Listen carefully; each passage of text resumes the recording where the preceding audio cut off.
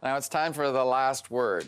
The entire SNC-Lavalin mess, according to former Trudeau top aide Jerry Butts, was just the normal operations of government.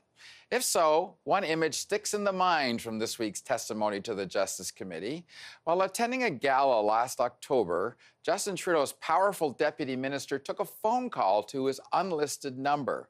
It was the chair of SNC-Lavalin, Kevin Lynch, who served as top bureaucrat there until 2009. He was asking the clerk of the Privy Council, Michael Wernick, about the status of his company's demand for a deferred prosecution deal. The way Wernick remembers it, nothing improper was said, although he did admit to being fuzzy on another conversation later in his testimony because, after all, he wasn't wearing a wire, so maybe there are some memory gaps there.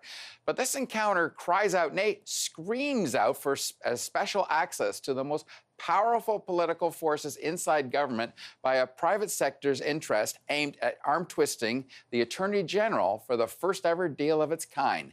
That deal, incidentally, sprung from legislation created precisely for this company's legal troubles. It ensured corruption charges would disappear with a fine, but without a trial, without a conviction, and without an interruption in the flow of government contracts. It all adds up to a sense of corporate entitlement wrapped in the favor-currying reality of cozy, donation-driven political connections.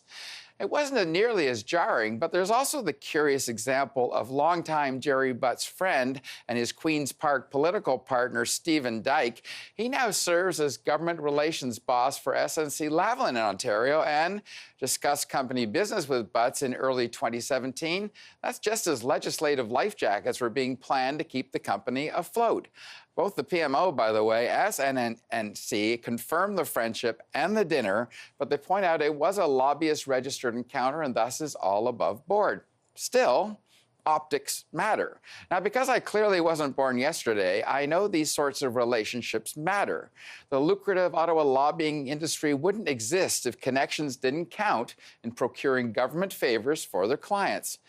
Yet watching this week's revelations unfold takes you back 17 years to an aspiring Liberal leadership candidate who was attacking the mutual back-scratching society we call government. No longer, Paul Martin declared, would everything pivot on who you know in the PMO. Sadly, if the SNC-Lavalin caper proves anything, knowing the PMO is precisely how you still get things done. And for added protection, get to know the PCO as well. After all, to these Liberals, it's all just normal government operations. That's the last word.